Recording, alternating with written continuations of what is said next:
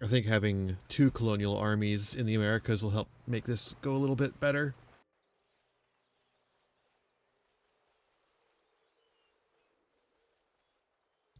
Or we could do like the AI does and just have like 10 million 1-unit armies, right? That seems pretty smart to me.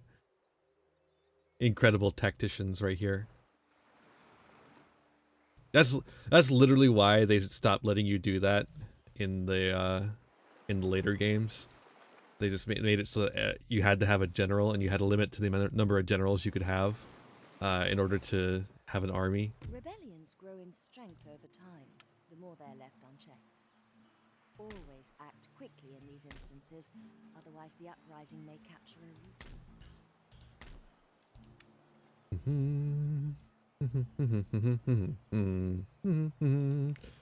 Ba-da ba-da. Ba-da. Ba-da ba-da ba-da ba-da ba. Ba-da ba-da. Da-da-da-da. Wait, there are already rebels over here? God damn. That didn't take long at all. Only 5 of them. Probably safe for a while. We're not safe forever, but we're safe for a while.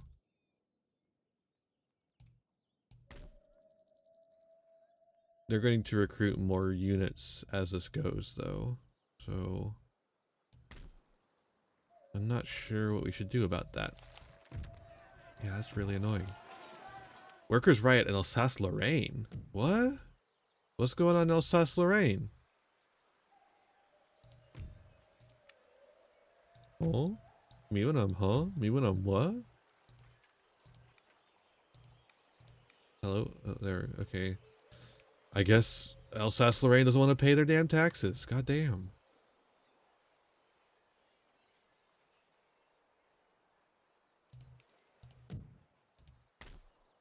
And this is why we need more of a ooh, grenadiers. Okay, what kind of, which one do we have over here? We have the 12 pounders. Yeah, I think the 12 pounders work pretty well. And then let's get some more colonial. Sure. How's, Ceylon doing? Looking pretty good. I mean, I don't really care which one of those. It's mostly the military stuff we want to upgrade right now, but sure. 1 gold. I guess it's time to pass turn then, huh? 1 gold. How do we manage that? Literally exactly 1 gold in our bank.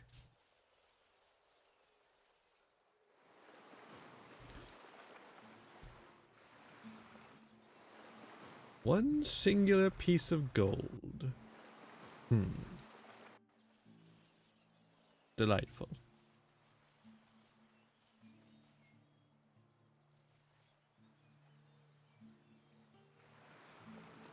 Okay. Sweden's doing their thing. Prussia's doing their thing. Is there just like a big war between Denmark, Sweden, and Prussia? Oh my god, there's rebels too.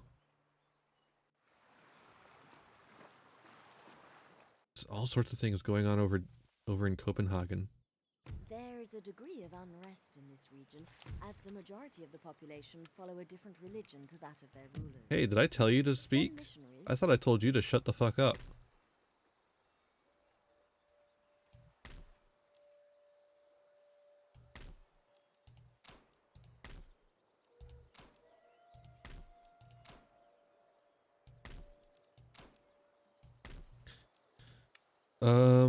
Literally, if I go over there, by the time I come back, there will be another rebellion here. Is that? 1, 2, 3, 4, 5, 6. How many slots do we have left? 6. So we actually need to stop one of those because one of them is we're gonna make a general. We'll do that right now. There we go. We have a general.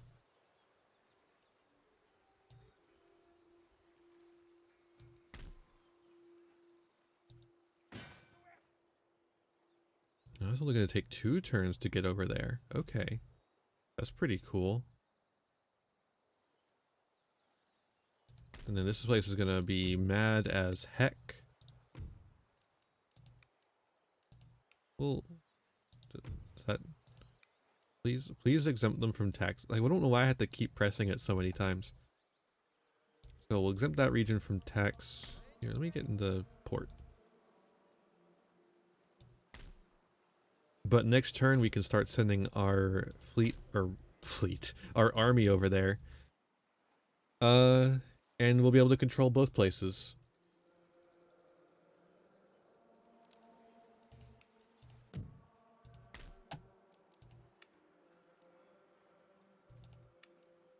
VOC line infantry.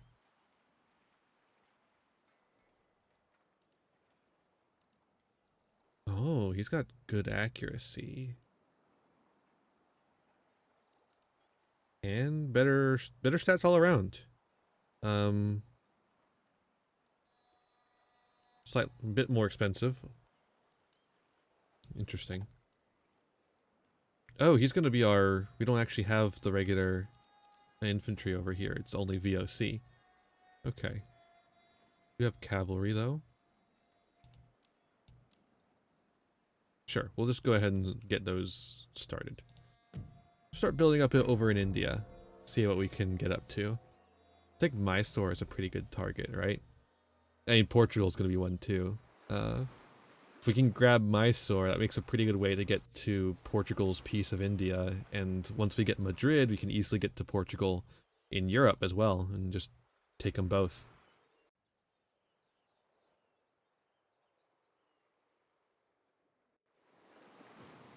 That'll be pretty easy, I think. Yeah. Okay. Workers on strike. Send in the Pinkertons.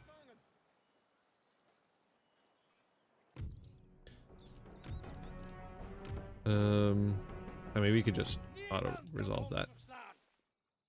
Oh. You're on the map. Yo. Do you realize you're on the map? You've gone off the continent and onto the map. That's crazy. Whoa. That's creepy. That's insane. You're allowed to do that? Ugh.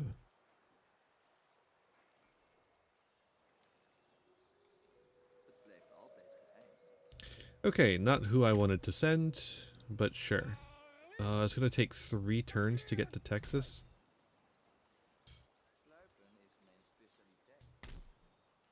Oh, I should have been recruiting colonial militia over there.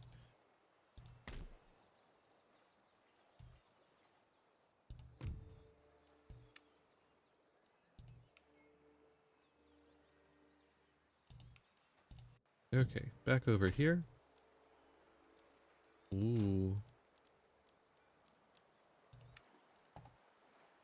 Yeah, maybe we should have waited on those then. Okay, let's get a couple more of those. How many do we have currently? Just 1? Okay, yeah, 3 makes sense then. And we'll go ahead and get the cav as well. And then the other cav will be our general. I don't do a whole lot of cavalry. I think we're kind of at the tail end of cavalry's usefulness. It's certainly useful, but you don't really need a whole lot in this era. Because we're like coming in close to the period of like just the value of cavalry is the outmaneuvering, which is definitely worth something, but we're starting to reach the point where modern weaponry just shreds horses to pieces. And I think you've seen that in some of the other episodes. I think we're definitely in a period where horses are still useful, just not very many. I wouldn't go heavy on the horses. Forward, marche.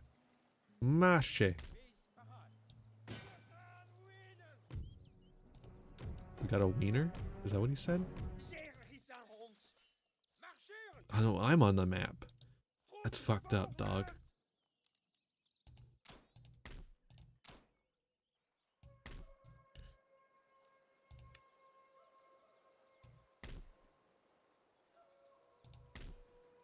Okay. Things are going well over here. Let's head over to India.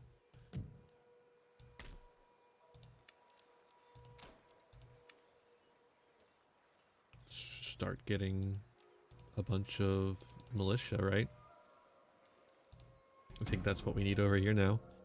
Okay, I think a rebellion's gonna start next turn in Texas, but we're gonna be able to put it down. You know, this is actually well, obviously it wasn't the Dutch doing this; it was the Spanish. But there was a significant amount of Pueblo revolts. The Pueblo did a lot of fighting against the Spanish. And a part of this is because of the way that the Spanish enforced their religion upon the Pueblo. The thing about the Pueblo is that a lot of Pueblo tribes had actually been part of a larger tribal system in which they basically paid tribute to a larger, like more powerful group who dominated not through military might but through religious might. I'll take one of those, please.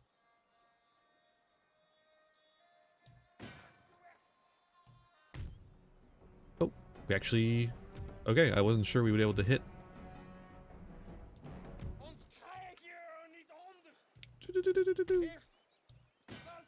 Okay. So when the Spanish come in and enforce their religion and such, the Pueblo are very heavily reminded of the religious oppression that they had just, it was not even that long ago for them, they had just experienced.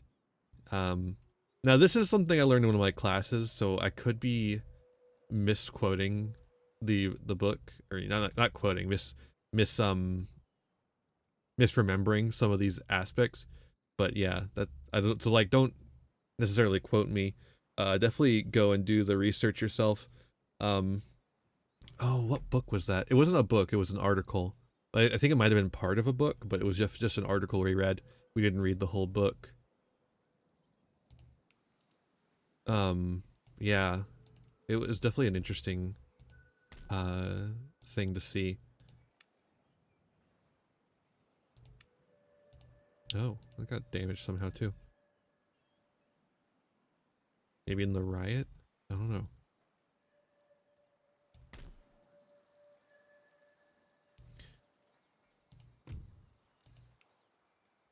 And you know, obviously plenty of tribes resisted European invasion, but I just think that one's particularly interesting in this exact scenario, since we're having the Pueblo right here. That's the thing, is that the Pueblo is not really a nation. It is, there are several Pueblo nations. Granted, you could say that a lot of indigenous nations, like the Cherokee, are actually several different nations that made a confederation, like, and the Iroquois as well. And there's different bands of Cherokee as well. Tribal politics are much more complicated than the term tribe suggests. Even though tribe is also a fairly complex system in and of itself, but even within that complexity, this is even more so complex because of all the different sub groupings and allies and confederations and such. Very interesting stuff. If you haven't looked into indigenous history, I think this is your sign to do so. There's a lot of really cool things out there. Really cool books out there as well. I would suggest God's Red Sun is a good one. That one's a lot more modern than this one, as in like it's in the 1800s. That's a good one, just generally. Another good one is Thundersticks. Thundersticks is a really interesting look at the gun trade in indigenous society. not just with Europeans, but with between tribes as the tribes began to trade guns with each other, and also like the other trades that affected that, like the massive collection of beaver pelts to trade for guns, the massive collection of human slaves to trade for guns from other tribes. Because the thing about indigenous people is of America, I should say, is that, and this is probably true of a lot of other places as well, sort of depends on the place you're looking at, is that indigenous people of America are not one people, you know, which I think seems, it should be obvious, but it's not to a lot of people. It really should be obvious because, like, duh, of course not. It's a fucking big continent. Uh, but they don't view themselves as one people either. They don't view themselves as one race. Like, if you, like, in the, you know, 1600s, 1400s, later even, if you told like one tribe to go and kill another tribe and you paid them to do it, they would be like, fuck yeah, hell yeah, let's go, you know. It's just sort of how, you know, it's like just like if you told an Englishman, or you told 1600s England you'd pay them a bunch of money to go and beat up France, they'd be like, fuck yeah, let's go, I'm ready to beat up France anytime, any day, you know. They don't see themselves as necessarily the same. Or like Romans in Carthage, you know, it's just something that kind of is universal. I think we're done. Let's pass turn. So yeah, but yeah, it's lots of interesting stuff in the field of indigenous history. Even like if you're looking at stuff before contact, or, you know, invasion, however you want to say it. I prefer the term invasion. It's because that's what it is. I think the term invasion really helps bring home the idea that colonization was a violent process. So yeah, lots of books out there to wet your whistle. Really cool stuff. Look into Cahokia for sure. Cahokia is so interesting. In fact, let's see. Cahokia would be around here, I think. Yeah, I'm pretty sure this is where Cahokia would have been. Or is it around here? I'm not exactly sure. I'm not good with geography. I mean, I'm somewhat good with geography. I think it's around here though. Somewhere around here. Yeah, Cahokia was a massive city. Cahokia actually died out a little bit before European invasion down around here. Of especially even of Hispaniola all the way over here, but certainly before we hit North America. But it was a massive city, huge, and there's giant mounds, and the mounds are actually still there. For the most part, some of them were actually torn down by white people, and honestly, in some of the most spiteful ways too. Like, it's not just like, we needed to clear the land to do something here. No, one of the mounds was just owned by somebody. Like, they just bought the land that the mound was on. And when I say mound, I mean it's like a man-made hill. It is huge, massive. But it's also like filled with burial goods and remains, and also some of the mounds are trash piles, but you know, some of them are made for putting buildings on top of. There's all sorts of different reasons the mounds were built for. And so that somebody just owned it. Like, they just owned the mound. And at this point, archaeologists were starting to like actually work with the mounds and try and figure out what was going on. Because like when colonization was happening, the mounds were not treated as indigenous. They were thought to be too advanced for indigenous people to have made, and so there was like this idea of this weird European like predecessor that also went to North America called the Mound Builders, because like they thought only white people could accomplish something like that. It's a really stupid myth, and you'll still see people repeat it sometimes in the modern day. Even it's awful. But anyways, so at this point, people were trying to take the mounds seriously as indigenous artifacts, and part of this was like declaring some of these mounds as, you know, national parks and national heritage sites. Eventually, that's more of a thing later. We're at the point where they're like we're like making them national monuments and parks, and so these white people who own this land are afraid that the government is going to use eminent domain to claim the land. And, you know, they might have, but they wanted to sell the land for a lot of money. And they didn't want to give up the land in the first place, I don't think, but they definitely didn't want to give it up without paying, like having being paid a lot of money. They were trying to sell it for a lot of money. Like they asked for an exorbitant fee, and the government said no. Of the state, I don't remember the state exactly. Is it Illinois? I want to say Illinois. I could be 100% wrong on that though. And so these people just fucking bulldoze everything. They tell the archaeologist, you have like this much time to like look at everything before we just bulldoze it, and that's what we're doing. You can't stop us from doing it. And so they do. Archaeologists like work really hard to like excavate, and you really shouldn't be excavating these sites anyways. Like this is a shitty thing that archaeologists were doing at the time, is excavating burial sites, which it's fucked up. Indigenous burial sites that's fucked up. But at this point, like everything was going to be destroyed, and so archaeologists were like racing against the clock to actually examine what the hell was there and make sure that we didn't lose what was there like forever. Like we knew what was there in some way, shape, or form, whether because it wasn't going to actually be there, so it had to be written down somehow, otherwise it would literally just be gone forever. And then it was just bulldozed. They fucking got equipment and they fucking destroyed the entire thing.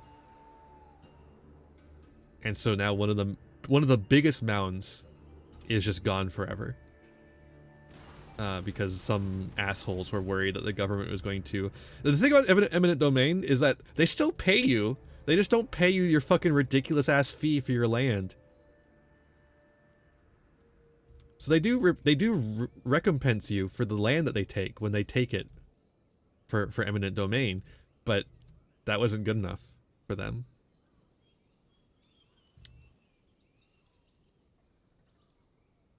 What are you doing?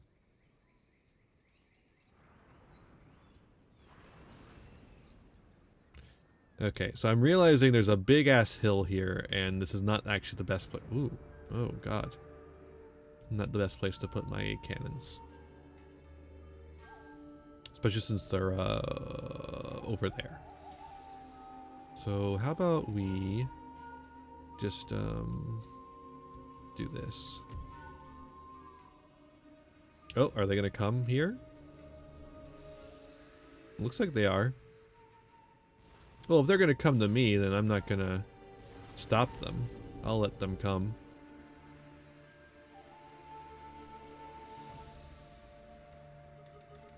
Yeah, sure. Oh, are they stopping? What are they doing? No, they're still coming.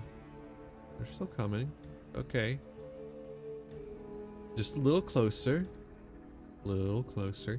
Is just the fact that the cannon is firing and could theoretically hit them, causing them to come this way? Because otherwise they have no reason to charge. No reason to advance at all. Are there only 3 of them? Are there only 3 units? Or are there some in the trees there that I can't see?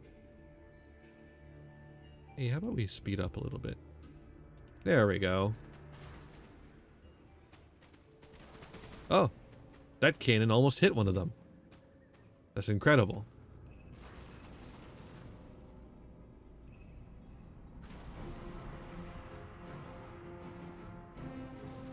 Wow, that one almost hit him too.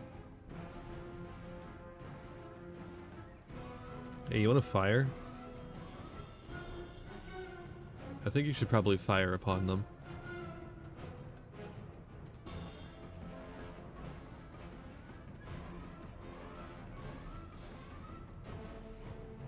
Okay. Hey, you two. If you get back here, you could just shoot at them while they run away. And I think that's a smarter thing to do.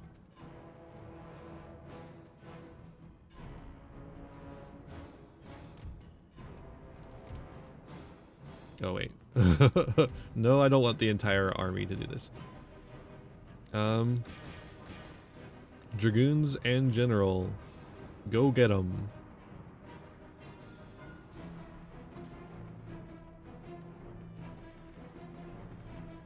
It's a long way to charge. I fully realize that. I don't even know if I wanted... Oh, there's only 16 of them? Oh yeah, I definitely want to charge them.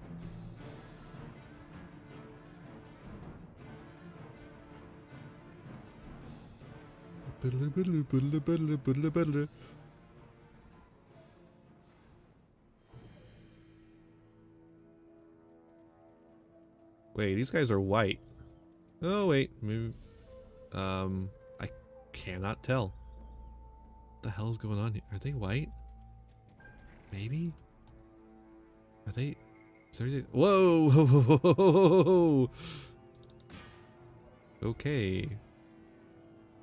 Well, they're all ranged units, so... Whoa! Holy shit! Did you see that?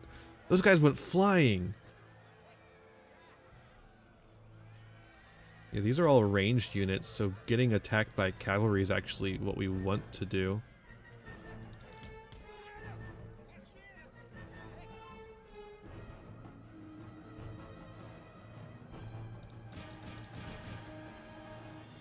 Get them!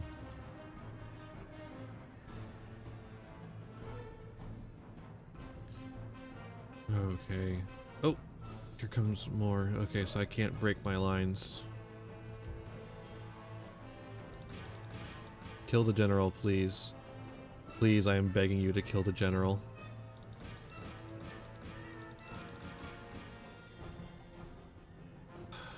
General, what the fuck is wrong with you?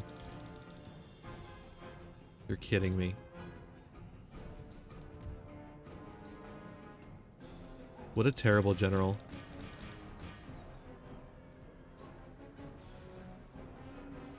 You're kidding me. You've got to be kidding me. Okay, at least he isn't dead. If he dies, I'm literally starting this fight over.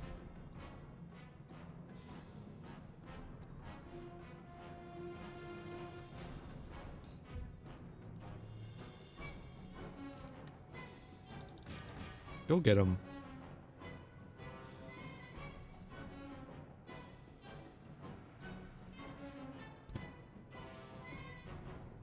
Okay. There's nobody else.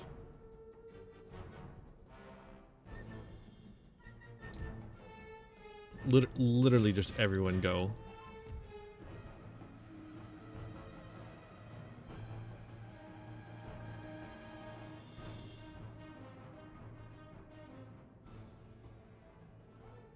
Is there only one of him left? No, there's 10. I guess the rest of them ran away faster than this guy.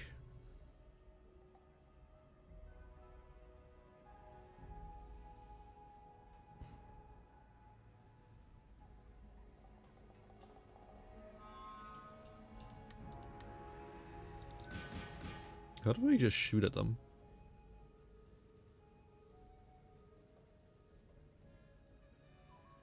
Seems like it would go pretty crazy to me.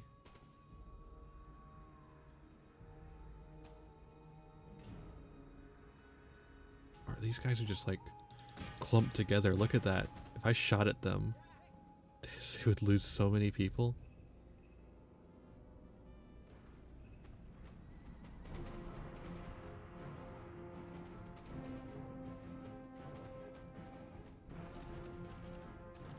Can we like shoot at the bodyguard, the general's bodyguard?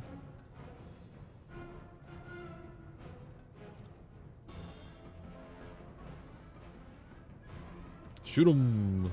Shoot him up!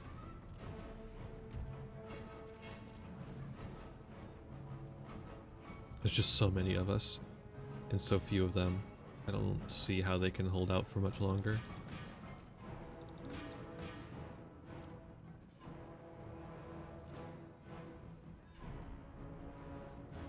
Just once we start shooting. Anyone want to shoot? Yeah, there we go. There's 2 of them. Wait, no, there's 8. There's 8. There's only 2 of those. Okay, general dead. Okay, there we go. What a bad general.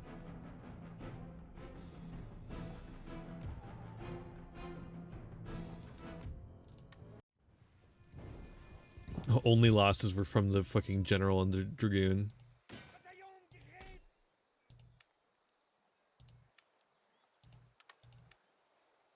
Alright. Everyone start healing up. I guess they're like French rebels, I guess. French American rebels, I should say. Louisianan. And then there's like the indigenous tribe, because the French Louisiana was actually very heavily invested in maintaining indigenous allies as a like safety measure. Not just like for keeping themselves safe from other indigenous people, but also to use indigenous people as, you know, well, honestly, they almost viewed them as like, the French viewed indigenous people as like nations in the way that they viewed the Asian nations as nations, you know, like, oh yeah, you're a nation and we're gonna conquer you. And so they actually like treat them with a certain amount of diplomatic respect that the English simply did not have. And the Spanish certainly didn't. I mean, the Spanish considered all of Spain to be, or all of the Americas to be Spanish territory, because they got a literal papal decree that was the case. I mean, I guess if the Pope tells you own something, it feels like you own it. But yeah, so that, I guess that would make sense to a certain degree of why that fight was the way it was. I told you to shut up. Is this every time I get out of a fight, it's gonna be talking again? I say it. That's not what I meant to say. Oh, why you gotta be out of exempt from taxes? Why I gotta be so rude? Hey there, thanks for watching another video. Why don't you give it a like, share it around, subscribe to the channel, and ring the bell for notifications. You know, the YouTube stuff. You can also follow me on Twitch and Twitter for more content. I got content plenty for ya. You can also support the channel by giving me money. There's a Patreon. If you join the Patreon, you can show up in the credits over here. I would really appreciate that. You can also use my TCG Player affiliate link to get any singles, sealed product, or accessories that you want, all to start supporting the channel at the same time. That's all for this one, and I'll see you in the next one.